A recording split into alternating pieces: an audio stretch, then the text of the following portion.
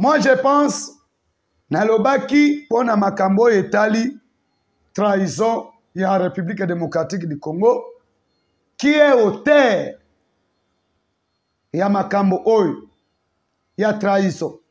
Banani bazana le devant ya koboma Tshisekedi. Bozwa ba vidéo oyo, bo partager yango, bo s'abonner massivement. Eloko oyo. Démocratique du Congo de Tshisekedi et le Rwanda de Kagame. Pourquoi? La raison est très simple. C'est le Rwanda qui attaque la RDC. Et il faut que mes frères et sœurs rwandais de tous les bords politiques s'unissent à nos frères et sœurs de RDC pour dénoncer Paul Kagame. Alors, quelle est la raison pour laquelle il attaque la République démocratique du Congo? Cette raison a été donnée ouvertement par Nicolas Sarkozy de Nagui Boksha pour Stéphane. Le gouvernement accepte de mettre en place une commission d'enquête pour poursuivre certains membres des FARC d'ici, mais pas ceux du M23. Doit-on accepter de telles choses? Voilà pourquoi l'ancien président du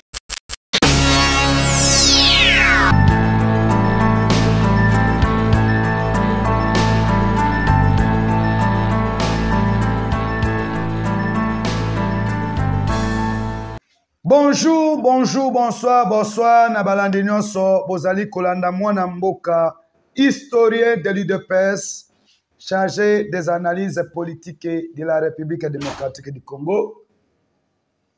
Lelo, tozolobela sur dossier ya Joseph Kabila, Kabang.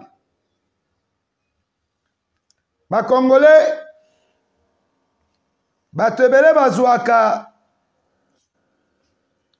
tango toyaka kopesa ba information.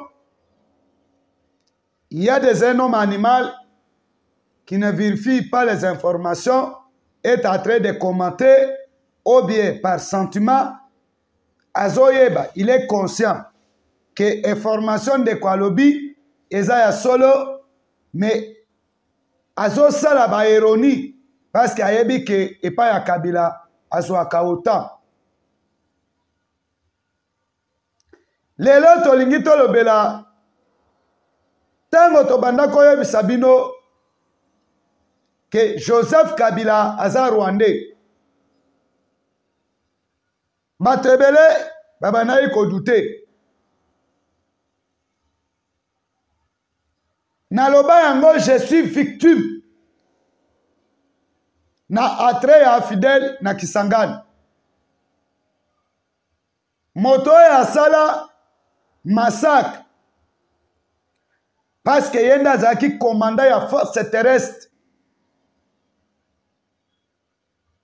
Massacre ya tingi na Makobolo.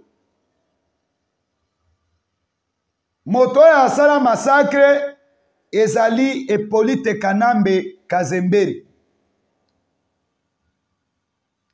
Tango azoya, tango bakoti na couvent ya Kisangani, ezalaki kombo na ye ezalaki Joseph Kabila te, mais le vrai nom na ye ezalaki Hippolyte Kanambe Kazembere. Ba video ezali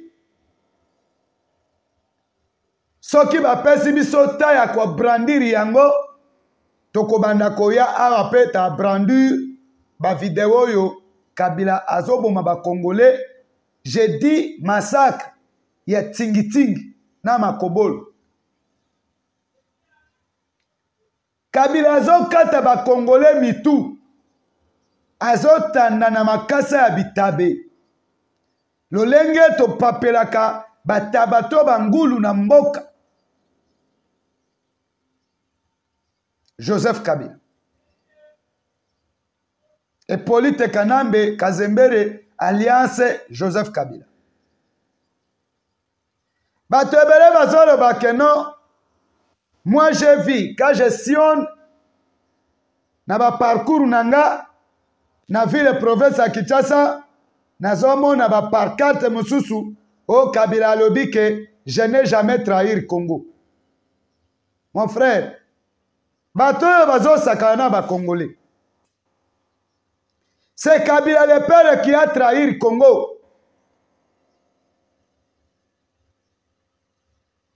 parce que bautilisaki ye lokola ye asala rébellion ya moba 1 moba 2 guerre à 80 jours aresira te nde les occidentaux les américains les rwandais les européens baye koutiliser Kabila bayebaki ke na arrivé na bango il y a des Congolais teti oyo baza basa Congolais baza batraître te ekoya kokomela ba Rwandais problème très sérieux soki ba Congolais wana bazwi pouvoir. Moi je pense boyebi bango Kisasi Ngando c'était Mutetela oyo azalaki descendant ya Lumumba baboma ye kaka na est. Pourquoi? Kipolopolo baboma ye. Pourquoi baboma bato wana me batika Kabila le père? Parce que baétudia bango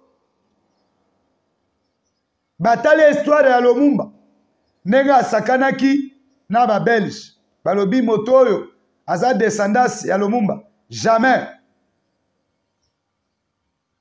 toki ko utiliser ye te parce que bazalaka na bolingo ya mboka na bango ebele. Parce que boyebi les Katanga à l'époque jusqu'à aujourd'hui, les Katanga est en train de chercher Katanga comme un pays na bango. Même Tchombe akende ko kufa na Algérie kapo na eloko wana. Trahison contre la République. C'est Kabila qui a trahi ce pays. Parce que Kabila soka yo kaka Tshisekedi na ebandeli.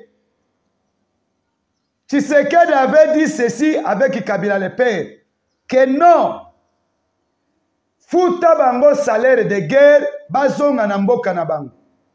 Kabila ye kotinda mwenze Congo na RTNC alobi ezalte ke bato baza na morphologie ya molai, c'est que baza ba nérotique baza ba ndeko na biso. Trahison. Mais mwenze Congolo nana bomie c'est Kabila et Polite Kanambe Kazembe acheli e poison akufi lokola moribo. Motala batwana tolobaki na bango bazaba un homme sanguinaire ou bien race sanguinaire. Les gens ne comprennent rien. Bato bayoka kite biso bato tozaki ba victime ya guerre ya Kisangani. Toyebisi ba Congolais Kabila c'était Rwandais, Kabila c'était Rwandais, bato bamanda yo kondimate. D'ailleurs kombo na ye za Kabila te. Kombo na ye c'est Polite Kanambe Kazembe.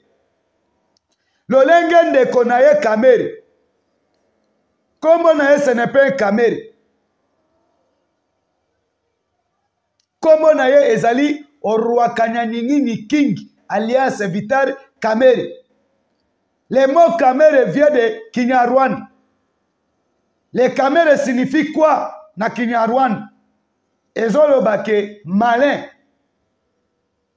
Boyebi ke jare ya bato babenga kabango bazaba malin, c'est-à-dire malin c'était un mauvais esprit.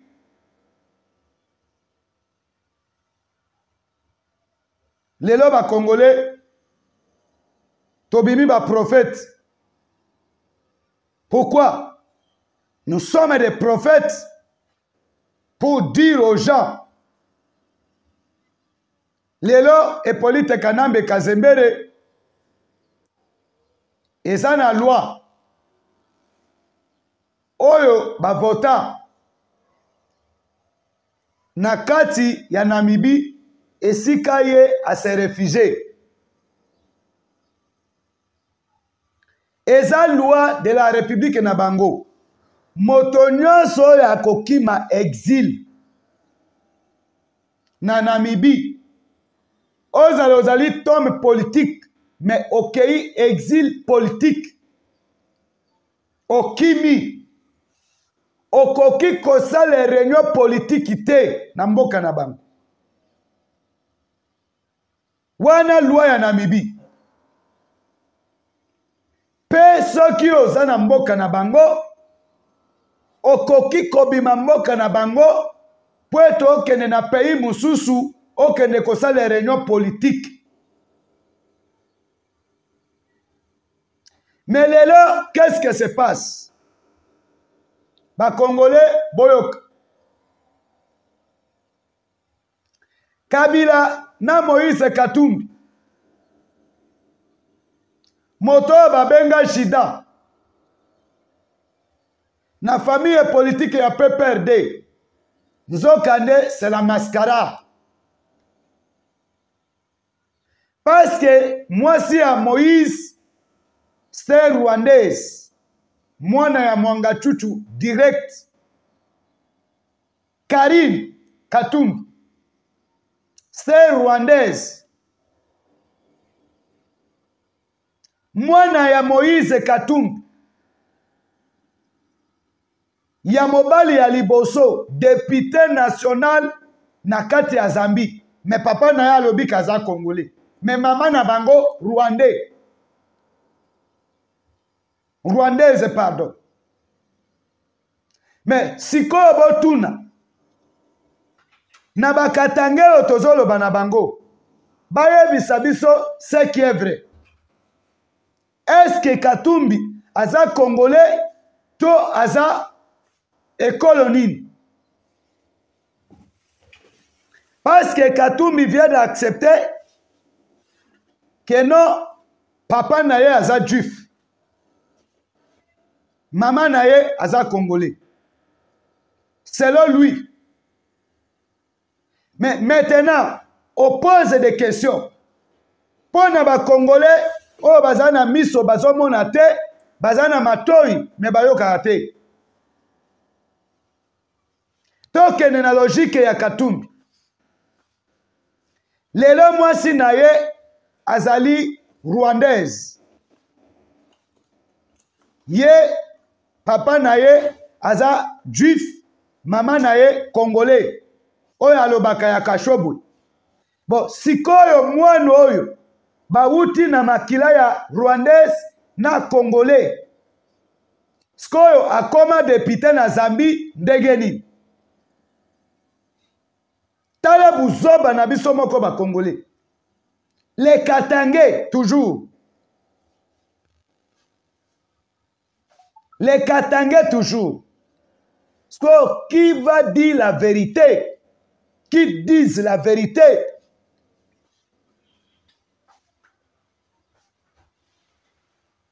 Lelo dossier ya Kabila na kati ya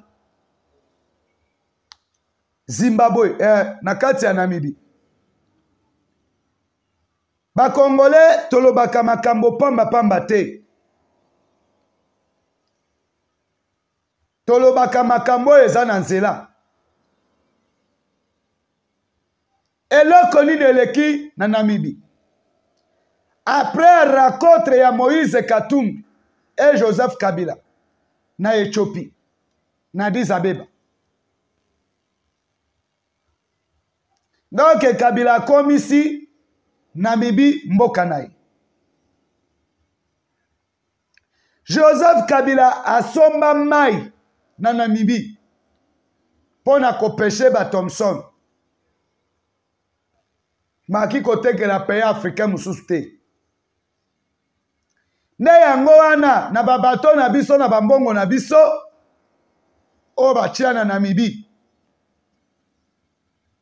Nde basali la kambongo. Maoso makato ya Thompson na Namibie na valeur ya $5. Ah, bazoa koteke la binu kato ya Thompson sans transport na $85. Quel degré y a motema mabe. Mais j'ai compris parce que les Rwandais sont des mauvaises cœurs dans le monde. Yoka eloko eleki kuna na Namibie. Joseph Kabila bakangi ye na gouvernement namibien interpellaki ye baye kokanga ye na passeport rwandais. Donc ndenge azo travailler aza na passeport rwandais, passeport diplomatique rwandais, aza na passeport vert tanzanien. Mais ba congolais tango to bandaki koyebisa bino banda kala lelo ka tango Namibie akangi ye de ba congolais belé baye comprendre que oh Kabila c'était rwandais. Mais j'ai été dit auparavant na loba yango banda kala que Joseph Kabila ce n'est pas un Congolais, c'était Rwandais. Pe kombo na ye eza Joseph Kabila te, kombo na ye ezali Hippolyte Kanambe Kazemberi.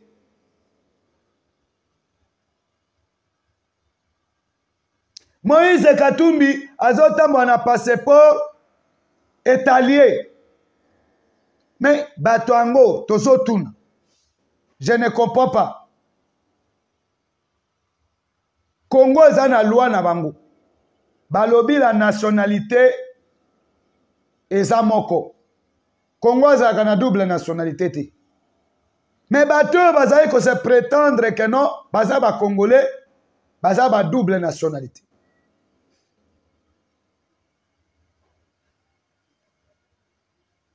Voilà. Voilà congolais. Est-ce que bozomona nyonso to bandaki oloba yango ebimi na poisse.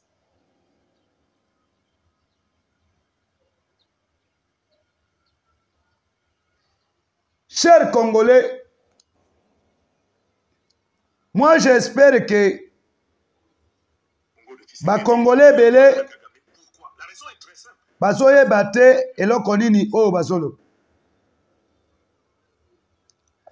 Moi je pense nalobaki pona makambo etali trahison ya République démocratique du Congo qui est auteur ya makambo oyo ya trahison. Banani bazana le devant ya koboma Tshisekedi nalobaki yango. Mais je vais vous confirmer les informations pour être bon comprendre pourquoi. Regardez. Moi, je pense que les Congolais, boyok. Et là, le démocratique du Congo de Tshisekedi et le Rwanda de Kagame. Pourquoi? La raison est très simple. C'est le Rwanda qui attaque la RDC. Et il faut que mes frères et sœurs rwandais de tous les bords politiques s'unissent à nos frères et sœurs de RDC pour dénoncer Paul Kagame. Alors, quelle est la raison pour laquelle il attaque la République démocratique du Congo? Cette raison a été donnée ouvertement par Nicolas Sarkozy de Nagui Boksha pour Stéphane. Sarkozy a dit ceci. Il a dit que le problème qui se pose entre le Rwanda et la République démocratique du Congo, c'est que le Rwanda est un État petit, mais surpeuplé et pauvre en ressources naturelles, alors que la République démocratique du Congo est un État immense et sous-peuplé, mais riche en ressources naturelles. Yoka. Nous disons que la solution est la suivante. Il faut que Bitumba e bandawana, Congolais zoba, azoye bate. Qui est sous-peuplé, à savoir la République démocratique du Congo, cède une partie de ses richesses et de son territoire à l'État qui est trop petit et surpeuplé. De telle façon que une partie de la population de l'État surpeuplé, Moto azolo baza camerounais. eh bien, le territoire de l'État sous-peuplé et exploiter ses richesses, et ainsi on aura la paix. Vous avez entendu? Et c'est cette solution que l'Union européenne et l'essentiel des puissances occidentales appliquent. L'Union européenne signe un accord de recel des richesses du Congo volées par le Rwanda avec le Rwanda. Un Camerounais a révélé par révélation parce que tant que Sabino bazolo ba wana bato ya pouvoir wana bato ya Tshisekedi wana ba congolais bazokos yo kana no Camerounais. Voilà le modèle qui est à l'origine de la crise des Grands Lacs. Qu'est-ce que le Rwanda a mis en place pour cela? Pour exploiter, pour piller le Congo, Kagame a fabriqué une milice qui s'appelle le M23. Le M23, c'est l'armée rwandaise. Il est directement contrôlé par Kagame. C'est un détachement de l'armée rwandaise. Il agit sous le commandement de l'armée rwandaise. Mais le M23 est chargé de simuler son appartenance à la nation congolaise. De telle façon que la guerre entre l'armée congolaise, le FARDC, et le M23 soit présentée comme une guerre congolo-congolaise. On présente donc le M23 comme une rébellion congolaise, alors que c'est une agression rwandaise. Du coup, Kagame s'organise pour que chaque fois qu'il y a une discussion pour chercher à trouver la paix, Kagame est représenté par deux forces. Le Rwanda, officiellement, dont il est le président, et le M23, dont il est le président caché. Pour maintenir la situation d'agression et continuer à piller le Congo, il fait capoter toutes les négociations. Car en fait, Kagame agit comme un diable à deux cordes. C'est un diable. Il a deux cordes. Sa première corde, c'est le M23. Elle est plantée dans le corps du Congo. Yoka. Sa deuxième corde, c'est la République du Rwanda, l'armée officielle du Rwanda. D'accord? Il a une armée officielle, c'est le M23, et il a une armée officielle, c'est l'armée rwandaise. Ok. Quand le M23 accepte quelque chose, le Rwanda, lui, va refuser. Quand le Rwanda accepte quelque chose, le M23 va refuser. Voilà comment viennent de capoter les négociations par la médiation angolaise. Kagame, à la dernière minute, dit au président Lourenço, le président angolais, je ne peux pas venir là-bas, il faut d'abord que les Congolais s'entendent entre eux. Je veux que Tshisekedi discute avec ses frères congolais du M23. Ils sont du même pays. Quand ils vont finir de s'entendre, ce sur quoi ils vont tomber d'accord, moi, Kagame, je viendrai, eh bien, je serai d'accord une fois que le M23 et Tshisekedi seront d'accord. Or, en fait, qui est le M23? C'est Kagame. Kagame fait capoter toutes les négociations parce que l'échec des négociations est la condition de la continuation de la prédation. Yoka, Camerounais Motazoloba. Un État qui a besoin que le Congo soit pillé pour lui fonctionner de manière optimale. Donc, je voulais attirer l'attention des Africaines et des Africains sur le fait que j'avais déjà dit que les médiations entre Tshisekedi et Kagame sont vouées à l'échec. Tant que le paradigme de la situation politique congolaise n'est pas changé. Quel est le paradigme? Et je conclue par là. Ces deux régimes ont les mêmes maîtres néocolonialistes et impérialistes occidentaux. L'affrontement entre l'armée rwandaise à travers le M23 et l'armée congolaise, le FARDC, a été organisé sciemment par les grandes puissances néocolonialistes et impérialistes qui sont les parraines du Rwanda et de la RDC actuelle. La République démocratique du Congo ne peut sortir de cette situation qu'en rompant avec les maîtres qu'elle a en commun avec le Rwanda. La médiation angolaise est organisée entre la République démocratique du Congo de Tshisekedi et le Rwanda de Kagame. Pourquoi? La raison est très simple. C'est le Rwanda qui attaque la RDC.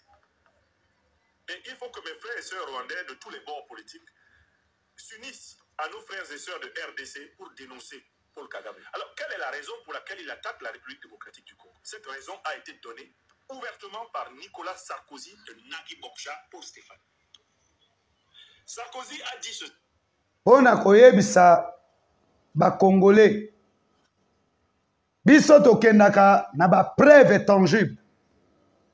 Moto azope se révélation oyo. Eza banani ba étranger ba paya. Oyo bazope c'est un journaliste camerounais. Eza ale fokote. Mais c'est un journaliste camerounais. Ezali Charles Onana te. yoka be révélation oyo ezobima na kati ya mboka na biso. Yoka. Mais lelo oyo ba Congolais bazoyeba te qu'est-ce qui se passe dans notre pays. Voilà que j'ai été dit que au Congo, depuis avant l'indépendance et après l'indépendance, le Congo n'a rien contrôlé. L'Est de la République démocratique du Congo. Sarkozy, aloba yango très bien. Tango aya na Kinshasa, awudai kosala tournoi na ye. Aye na Rwanda. Rwanda akiti na Goma. Na Goma aye kokita na Kinshasa. Aloba nini? Alobi Congo poezwa kimia. C'est un État français représenté à Sarkozy comme président de la République française. Sarkozy alobi boy. Congo poezwa kimia. Et fa kabola et richesse na ye na ba pays voisins. Oyo na yoka na matoi na nga na assemblée et les imbéciles députés nationaux babetela Sarkozy maboko. À ce moment-là, à cet état-là, que j'ai été compris qu'il y a plusieurs députés, ce n'est pas les députés congolais, mais ce sont les députés étrangers.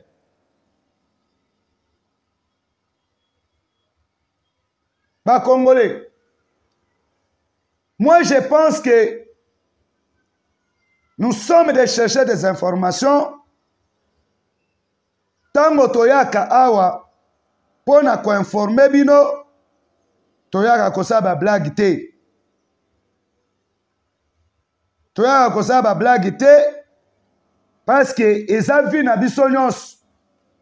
Soki to défendre Congo te tokozala na risque ya okoma esclave dans notre pays.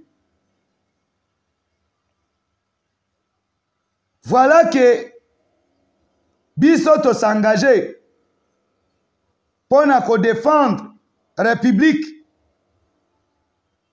parce que trop c'est trop dans notre pays. Il faut défendre la RDC. Botana nous ba comprend. Oh basala. Je pense nazola kisabino ba koro na lobaka na bino makambo etali remochiban. Boyoka ba koro oyo ya sinyaki.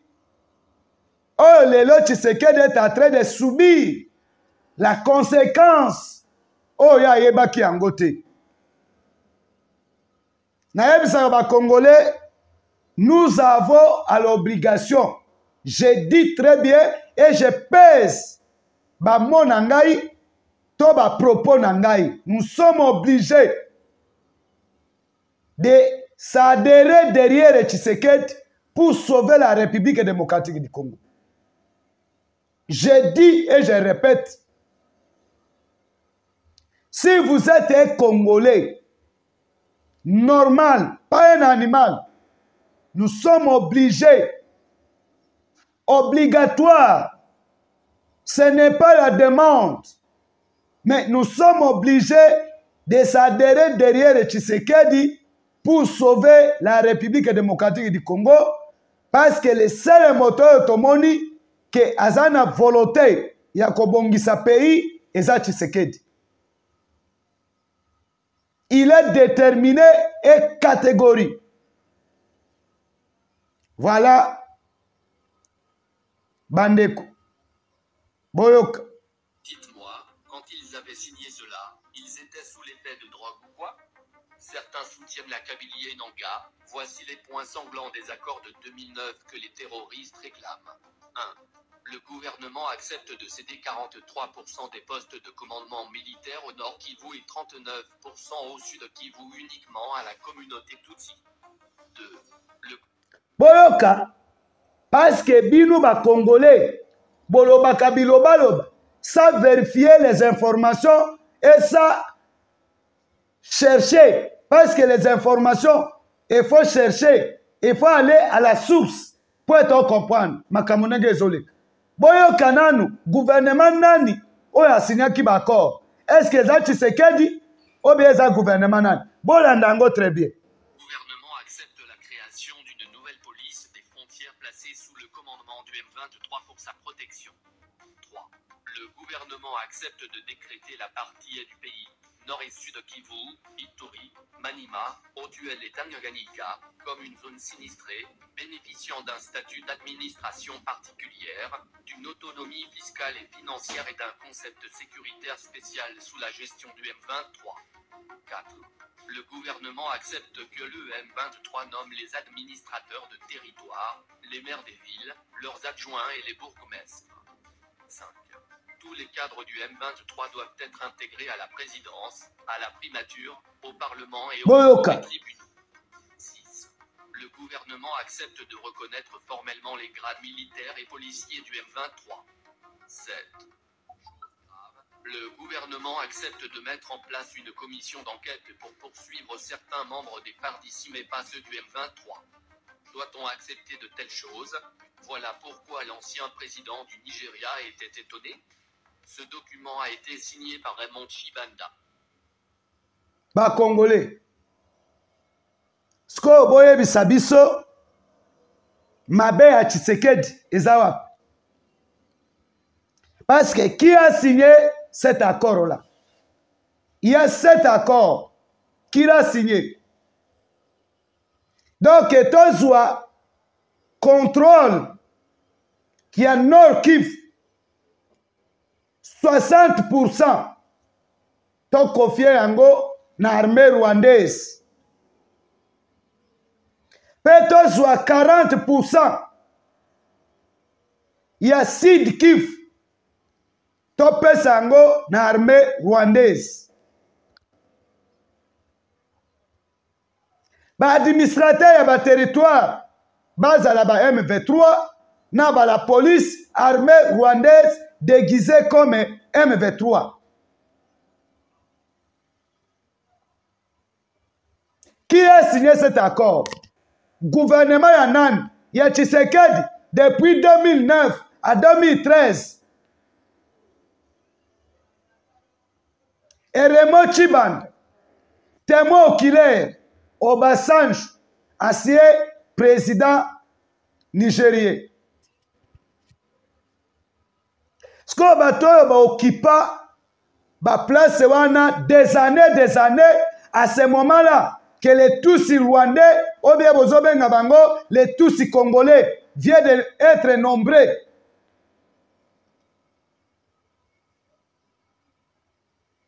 Botala. Oh, azoloba, excusez le terme. Moi, je suis un intellectuel de nature. Ce n'est pas un intellectuel de l'école. Je suis un intellectuel de nature.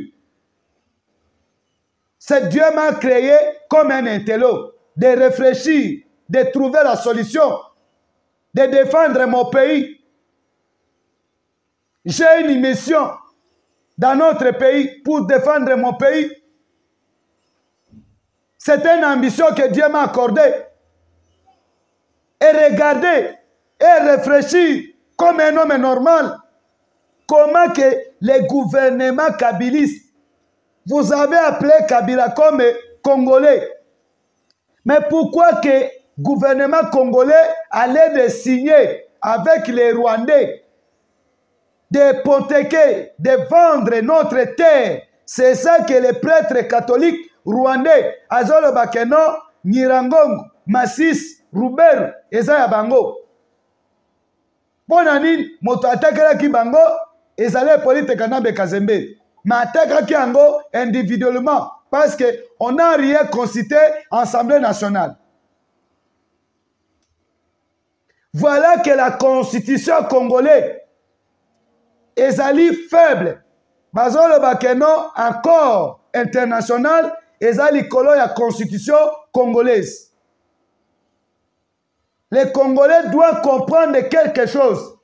Touja, boyoka, biloko oyo tozo défendre na mboka, pona ko changer constitution. Mais aux hommes, les hommes animaux viennent de critiquer Tshisekedi, viennent d'insulter notre président, notre champion. Or que pas, c'est Tshisekedi, c'est lui le défendeur qui va défendre le Congo pour changer la constitution. Pour être toye balolenge, il y a quoi arracher Congo na maboko ya communauté internationale et gouvernement rwandais.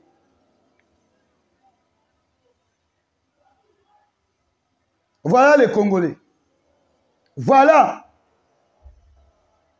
Voilà. Ezana batwebele, bazoye bate. Qu'est-ce qui se passe dans notre pays? Congo est déjà vendu depuis longtemps.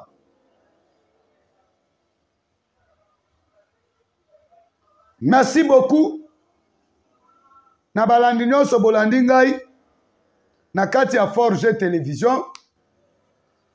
J'espère que toza année 2025, année oyo toza mettre mise en place ya commission ya ba Congolais pour étudier pour le changement de la constitution. Merci Nzambe apambola bino. Mon numéro de téléphone, c'est plus 243 84 13 68 561. Nabato bayoki biente, bozwa ba vidéo oyo, bo partager yango, bo s'abonner massivement. Le numéro, c'est plus 243 comme code ya mboka. Numéro est bandi na 84 13 68 561.